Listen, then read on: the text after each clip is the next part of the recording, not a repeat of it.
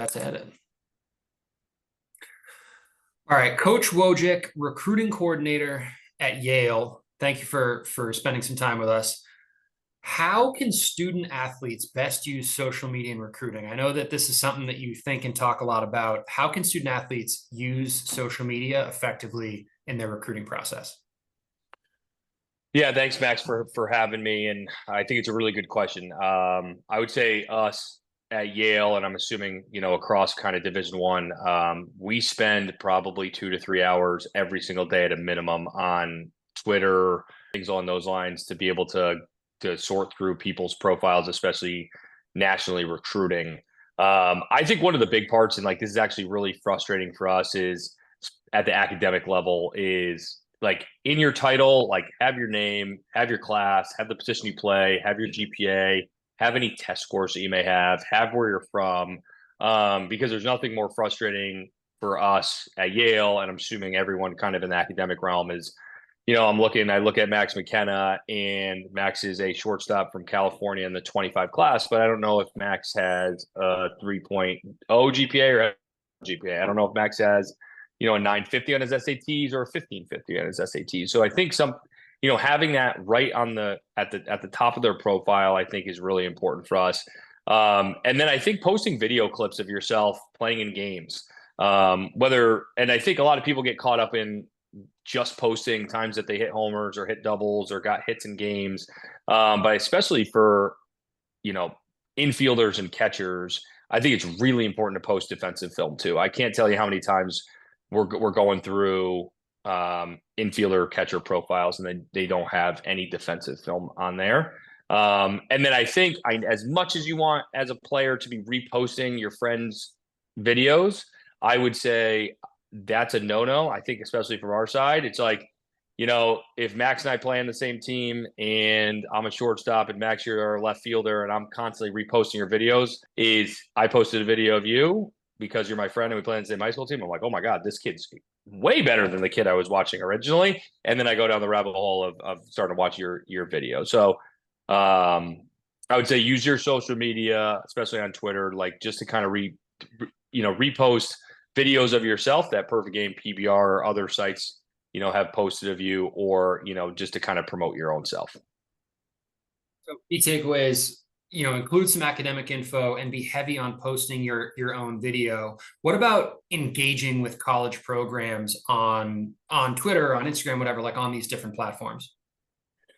Yeah, so at Yale, like Corey, our hitting coach, and our profiles are private. And the only reason I have our profile as being private is I like to individually go through every single person that is trying to follow me and be able to look at their profile. So I go through every single, I don't deny anybody. Everyone can follow me. So I accept everybody, but I go through each person's profile that tries to follow us and click on their video. See if maybe there's someone that we like. It happens all the time. People try to follow, us on social media and it ends up being someone that we end up recruiting. So I think, being able to follow the schools that you really, really like, find their social media profiles of their recruiting coordinator, of their hitting coach, and being able to go down that path, I think is really good. And then also feel free to introduce yourself. I mean, we talk to players quite often on social media platforms. Just reach out, say, hey, my name's Chris Wojick. I'm a catcher from Connecticut in the 25 class. Here's a copy of my transcript. Would love to chat at some point if you have interest. Love that. So quick plug, what's the Yale Twitter? What's your handle? What's Coach Keene's handle? Like, what are the ones you want kids looking at? Yeah. So it's like so we just have Yale baseball recruiting is really good. And then I'm Coach Woj 18, and then Corey's is just Corey Keene. So I think those, follow us on Twitter if it's something, if you're interested in Yale, follow us on Twitter. I think it's a good way to kind of interact with us. Awesome. What role does video play in your recruiting, and how can players use it most effectively to kind of scale their reach and deepen coaches' insights into who they are as a player? Yeah, I think videos become huge, especially since COVID. I would say since COVID, right? Because during COVID, not a lot of coaches were allowed on the road. You almost had a video recruit exclusively. And I think he became a lot better at video recruiting. Like, for example, like say I'm recruiting you, Max. And I like your videos that you post on Twitter. You posted a couple of videos of hits that you got. We also like to see, like I mentioned, defensive plays, but we also like to see a time that you grounded out. Like I'm going to get your home to first time. Uh, Also like to see, potentially times that maybe you moved a runner over, or maybe you bunted for a hit. Like I think all those things are really important. Like if those are part of your game, make sure you're posting those on your Twitter profile. But video, to the point, has gotten to, like, I can go, Max, if I'm recruiting and I like you on Twitter, like I can go to your perfect game profile and I can watch every single at bat you've had in any perfect game event through our coaches access on our side. So we do that quite a bit, because obviously, like, kind of nationally recruiting, you're recruiting a ton of different players all at the same time. So being able to kind of filter through anybody's profile that you're interested in is huge. So I would say, like, my recommendation to players is post videos of yourself, getting hits, making defensive plays, grounding out, bunting for a hit, anything that you think is part of your game, I think is really important to post videos of. And I think it's gone is the time of posting a highlight video. I don't have 10 minutes to go watch, Max McKenna's highlight video, but, I have 30 seconds to watch, the 3 times that he posted his 10-second video of him hitting a double. Some of these objective measurements, video, things like travel ball or high school stats. How do you kind of use each one of these in your recruiting as you start looking at and assessing players? So, really interesting question. So, I'm out 2 weeks ago. I'm out watching a high school game. One of my best friends who's in my wedding, son's pitching, local high school game. I'm not there recruiting anybody, just there supporting one of my friend's kids. And there's a recruiting service that's there that is posting updates of the game. And I see it coming through on my social media profile of velocities. I'm at the game. There's no guns. I know there's no guns. And they're posting the video of this kid, throwing 90 miles an hour, and my friend's son throwing 90 miles an hour. And we know my friend's son doesn't throw harder than 85. I know it. My friend knows it. And we're laughing because, like, this happens all the time. And I can't tell you how many times you go out to recruit a player and, a recruiting service has posted that they're 88 to 90. And I go out and I'm like, oh, this kid's 81, 83. Or they posted a video after I was out watching a player, and I was like, they posted him at 88, 90. And I was like, I was there. Like, he was 82, 84. And it seems that everybody's Yadi Molina now and throws, 185s down to second base. So I know it's a long-winded answer, but to get to your original question is, I think metrics are really important.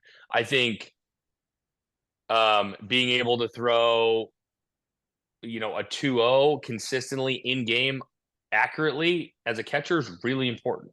Being able to throw a 1.82 when you're cheating and getting it and throwing it in the outfield, or skipping it to second base, or throwing it wide of second, doesn't really matter to us. Being able, like I said, Max, like we were talking about home to first times on ground balls, like being able to run a 6.60 is awesome, but being able to bunt for a hit or hit a ground ball and get out of the box fast and get down the line in a sub 4.2 matters a lot more than how fast you can run the 60. So I think metrics play a huge role, and it's something that we do look at, but we also know that a lot of these services are paid to, kind of inflate metrics a little bit to make players look a little bit better. So now you have to be in the ballpark of, you can't run a 7.860, and you can't throw 84 miles an hour, and you can't throw a 2.5 down to second base. But I think they're helpful for us in, like, being able to pull together a recruiting class and being able to look at who we want to recruit, but they're not the end all be all. And I think we're going to grab in those metrics for ourselves, whether that's in a game that we're watching or on Twitter, or like it's, us going out live and watching you. I mean, it also sounds like part of that is the translation or mistranslation between these pure objective data points versus how they apply in a game. Like a straight line 60 being really quick may or may not be how you get out of a box or how you round first and stretch something into a double. Yeah, absolutely. I mean, we have a player, our starting left fielder is a freshman this year. Like he's a fine runner in the 60s, like a 6.85 runner. But he plays the game really fast. We talk as a staff all the time. There's players that are fast runners and there's people that play baseball really fast. And there's definitely a difference between the two. So you need to be able to run fast enough, but you also got to play the game fast, and that's huge. In communication with college coaches, things like high school or travel ball stats. What are you looking for? Are you interested? Do you solicit some stats, not others? We always solicit stats every single time. I think especially nationally recruiting, you don't have time to go out and watch players. Like we were at Eastern Connecticut, we go out and be able to watch players all the time in high school and travel baseball because it was really easy to drive an hour from my house, go to watch them, watch a player multiple times. At Yale, we're trying to go out to watch players play multiple times. We're making sure we have as much info as possible in advance of going out to watch them. So I think when either we reach out to a player or a player reaches out to us that we become interested in, at first we're asking for their transcript or test scores, making sure that at a high level matches what we're looking for at Yale. And then we actually immediately ask for their travel baseball and their high school stats. Not saying it's an end, you hit 520 in high school, we're going to recruit you, but it's really good to know, how you did in high school and how you did in travel baseball. And then we actually always kind of go through perfect game and pull your perfect game stats out as well. How many games you played in, what was your batting average, extra base hits, how many times you struck out, what was your strikeout to walk ratio, how many bases you stole, how many extra base hits you had. So those are really important to us. And there's something that we kind of pull out and make sure those match for us at a high level before we're going out to watch you in person. As the recruiting coordinator, when you're setting your summer recruiting schedule, what are the things that you're looking for? How do you decide what events you're at, where you're going, who you're going to go see as players kind of make their way on and off your recruiting list? Yeah, I mean, we're really lucky. Coach Ham and I have been together for a long time now. So he kind of trusts us to make the decisions that we have to on guys. So normally, I send Corey out to events where the majority of our middle infielders or catchers are going to be, where those are the two positions that we're really heavy on right now. And then I'll kind of key in on where our pitchers that we're recruiting are going to be. So when we kind of, like I said, like when we're going from a high level to, your transcript fits and your stats in high school fit, and we like what you see on video, we kind of like after our next question is like, can you send me your summer baseball schedule? So we basically have like this master database of, tons of different tournaments. And then, with a list of names and position for every single one of the tournaments that we are thinking of covering. And then we kind of make a decision on, okay, I'm going to go to this tournament because, there's 15 players that we're recruiting that, and 8 of them are pitchers. And we're going to send Corey over here because, the 3 top shortstops and the catcher that we really like are at this tournament. So that's kind of how we break it up. One of the best ways for players to stand out once you're at a tournament or at a showcase that they're at? What are some of the best ways that they can kind of stand out to you when they're there? Yeah, I think one thing that a lot of coaches get caught up on is making sure you have at least one elite Division I tool, right? So if you can really run, showcase that you can really run, right? If you're telling me that you're a 6'6" runner and I come out and watch you and you were on first base, 4 times and you didn't try to steal second base every time, right? I'm crossing you off the list because maybe you're really fast, but you don't like stealing. If you're a pitcher, I'm a big believer in throwing strikes. We were top 40 in the country this year in pitching, and we led the Ivy League by, almost 2 full ERA points. And like the only thing I hammer our pitchers on is throwing strikes. So when I'm out recruiting, I I love strike throwers. So, the ability to, pound the zone, throw a breaking ball for a strike is huge for me.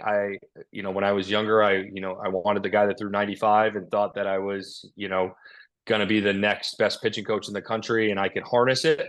Where now I'm like, I'm all about recruiting strike throwers that can, throw off speed consistently for a strike because um, that's what's been really successful for us. Especially, I mean, on the hitting side, our hitting coach will actually stop recruiting you if you get out of a way of a pitch in a game. Um, like it drives him crazy. He is like, hey, like you're in the box and the pitch is coming at you. Like you better take that. You better take that pitch and go to first base.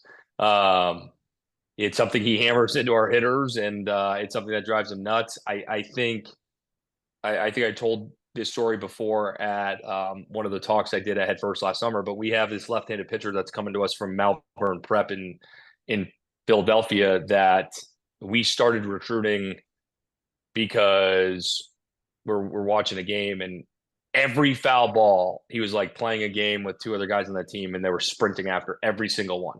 And then he pitched the next game and it went fine. It was okay. Wasn't great, wasn't bad. It was like intriguing enough that I wanted to watch again. And then he came out of the game and I was on the front step of the dugout and he was cheering on the next guy that came in for the next 3 innings of the game. And it was something that resonated with me because especially when you get to the Division I level, like you have to learn to fail and you have to like be able to support your teammates when they're coming in their game because there's always going to be a time where you don't have it and you've fought tooth and nail to be able to keep us in that game because you didn't have your best stuff. And whenever you come out, you got to be able to be supportive of the next guy that's coming in. I love all that. I mean, I think those intangibles, those character pieces they're so important in the recruiting process, and like tools plus character. Yeah, that's gonna stand out. One, I think, final question. What is a question that you don't get from student athletes that you're recruiting that you think every high schooler should be asking more when they're going through the recruiting process?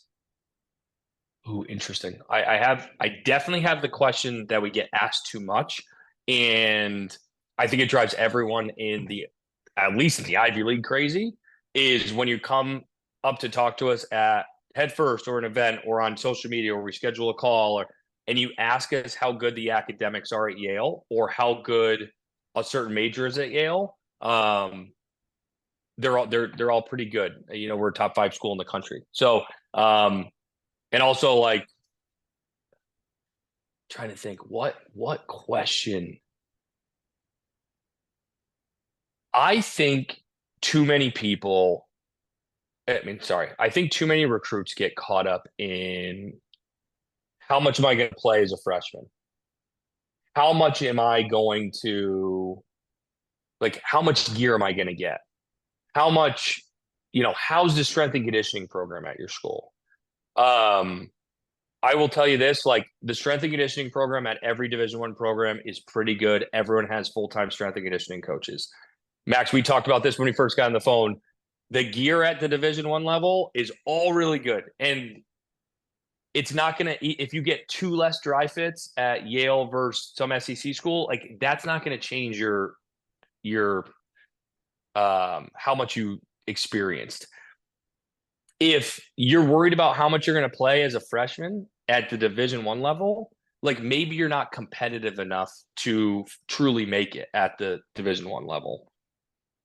And I wished more players asked about their development. How is Chris Woj, if a pitcher is coming and we're recruiting a pitcher at Yale, how do we develop pitchers at Yale? Or what's our offensive approach at Yale? Or what's our team culture like?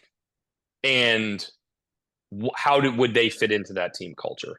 I think those things are really important because truly, like that's how, and those are what's going to define your student experience at Yale is if you can find a fit for you from a coach perspective of somebody that you think is going to develop you to your fullest, and you're going to fit in really well and gel really well with the current players on the team, your experience at Yale or at any other academic institution is going to be amazing, and you're going to get the most out of it. If you're worried about how much you're going to play as a freshman, and then you don't end up starting because someone beats you out for the spot, like potentially your experience isn't going to be as good because that's what you're worried about. I love that answer. I mean, I think that it's something that, interestingly, for Coach Ham, currently the head coach at Yale, was one of my coaches when I was in college at Amherst, and that was like a huge impetus that he had in that program was, what are we doing to develop players? And Coach Thurston before him, like, what are we doing to develop players? What's the cutting edge in video and biomechanics that we're using with pitchers to do all this stuff? And I love that answer. I mean, I think that it's so important to not just say, all right, what am I coming in at, but what am I leaving at? Like, what's the education? What's the development on field and off field? What's the character development that I'm looking for from this college experience?